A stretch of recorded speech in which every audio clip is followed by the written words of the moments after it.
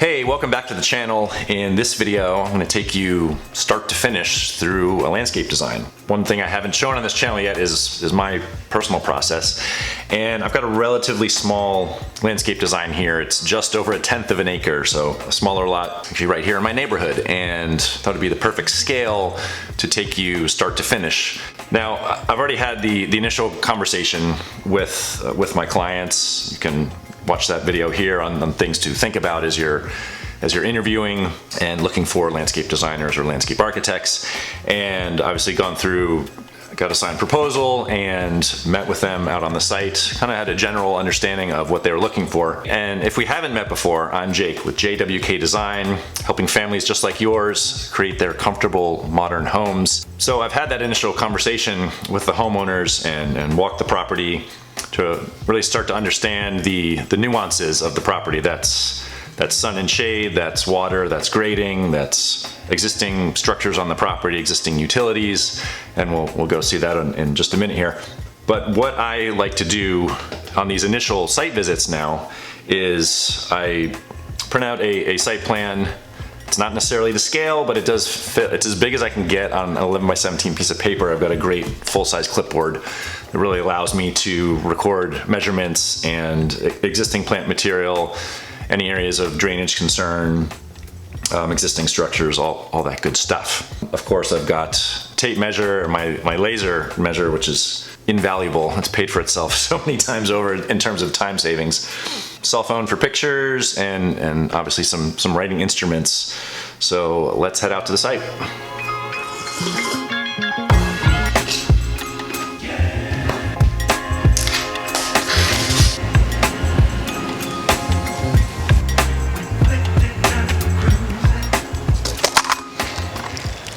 We're here at my client's house. It's a beautiful day, mid-October 2022. You can see my clients are all ready for Halloween with all the decorations and such. When I first get on the site, the first thing I look at is the topography, how the grade moves across the site, and more importantly, how water moves across that grade. Water's the biggest enemy of any house, certainly the foundations, and it's the same in the landscape. Too much water in one place, or water moving to the wrong place, depending on how you're setting up your spaces or your plant beds, that's completely detrimental as well. Plants certainly need water to live and grow. Too much of a good thing isn't always a good thing. So let's start in the backyard, and we'll make our way back up to the front here.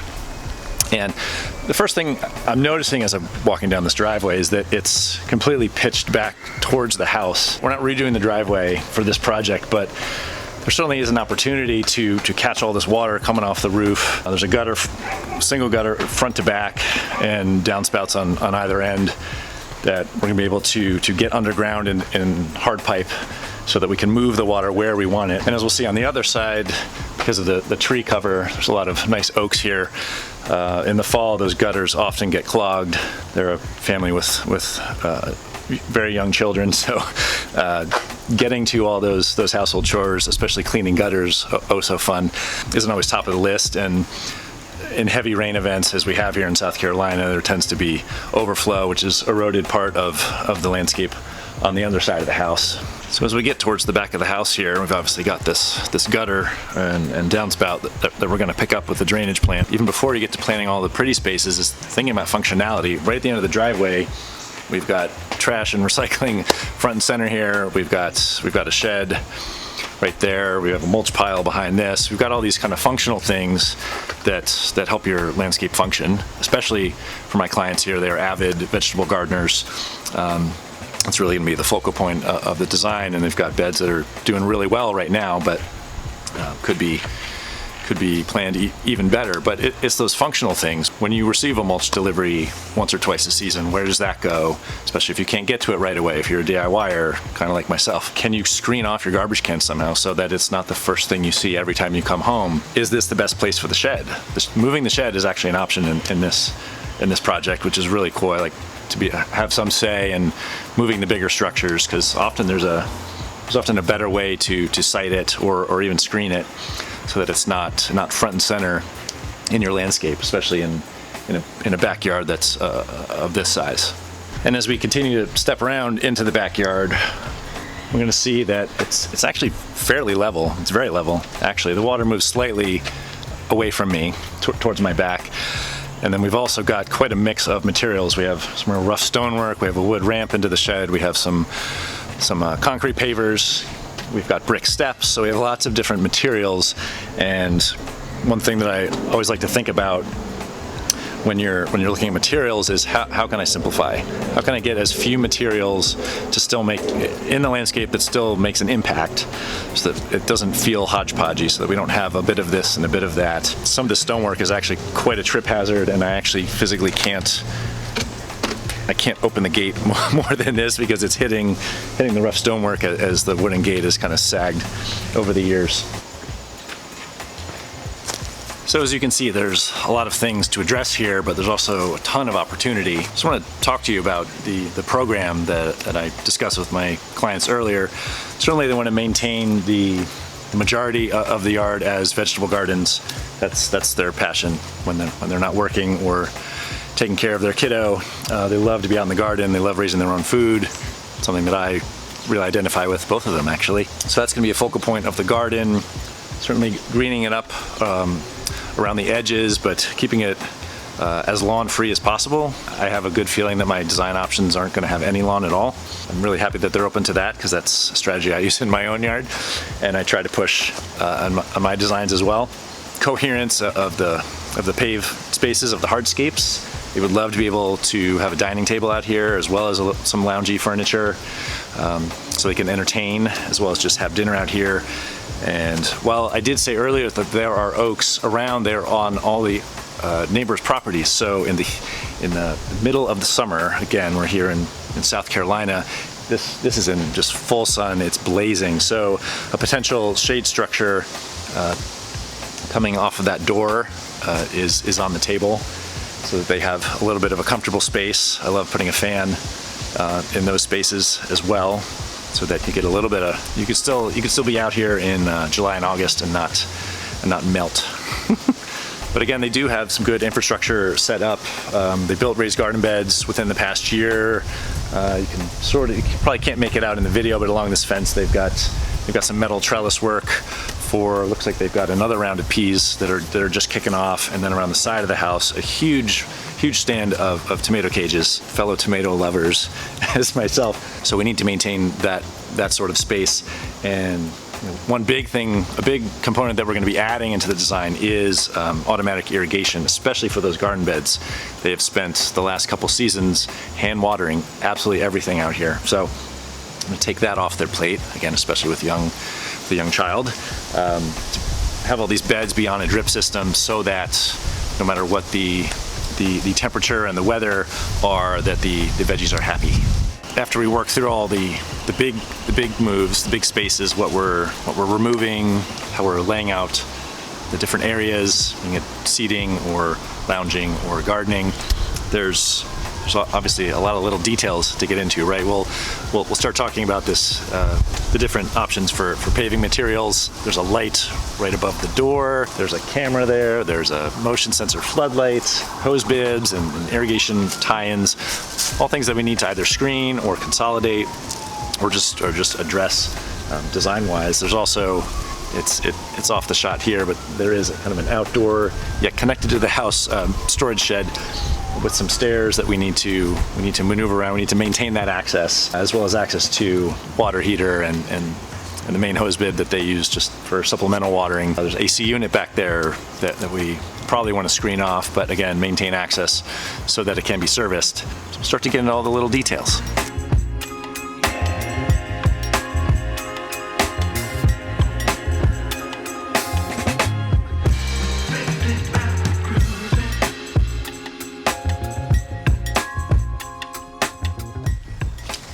Ending up back at the front of the house here, just a few little things that we're going to tackle. A few of the shrubs on the left side are a little overgrown, so I think we may remove some of those. And then the fence on the far side, we're probably going to have access through there, both for gardening and for the HVAC and gas meter and all that stuff, so that utility people aren't trouncing around through the backyard to get in and do service or readings. And also this set of pavers that kind of takes up half of the front yard, kind of ridiculous. I think we can get a little more nice planting in there. And then they would also like to remove the lawn from the front of the house here, something that I appreciate, that I like to try to incorporate into my designs. We've got everything photographed, we've got everything measured, so let's head back to the office.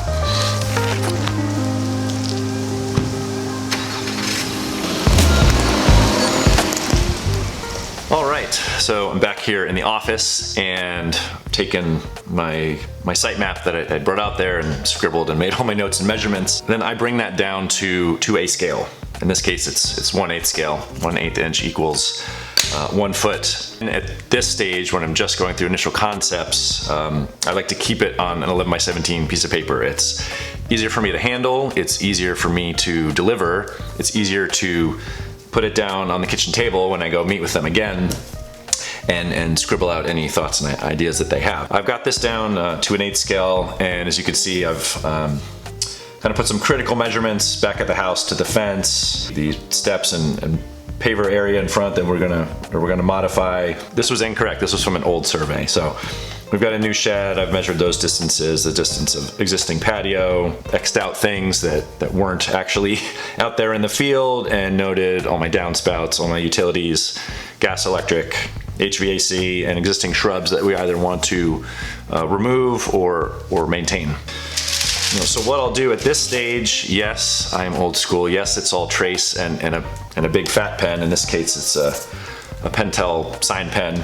It's just one of my favorites for getting the big picture ideas out there. Again, in this initial concept phase, I always kind of run through 2 concepts. I like to give my clients an A and a B. It often ends up becoming a blend of the 2. So we've got, wow, frog in my throat.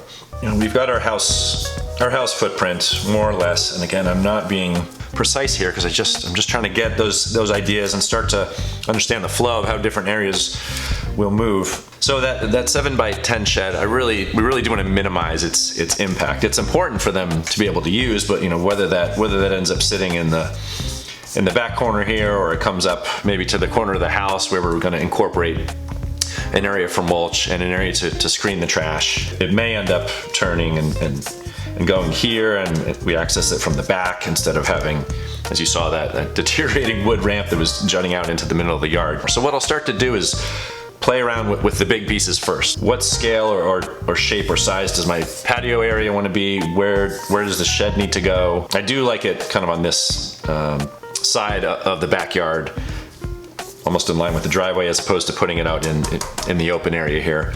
So I'll just start to play with ideas on the size and shape, whether that's a square or a rectangle. And we need to understand the egress from the house. We've got this set of steps coming down. They did potentially want a covered area. Is that here? Is that coming off the house? Yeah, it looks like a mess right now, but this is how you start to get your ideas out on paper, and I'll just go through multiple layers of trace here and really start to fine tune how I see different concepts coming together.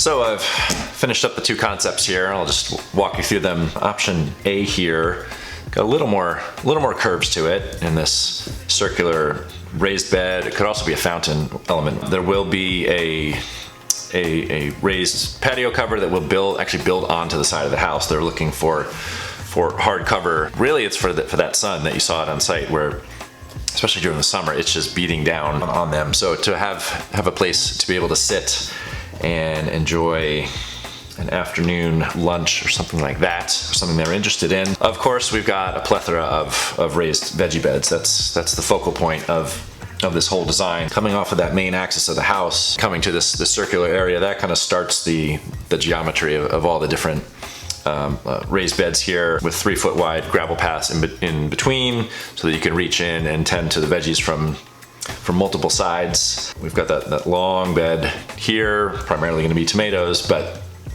that's really the best use because it gets so narrow against the house here.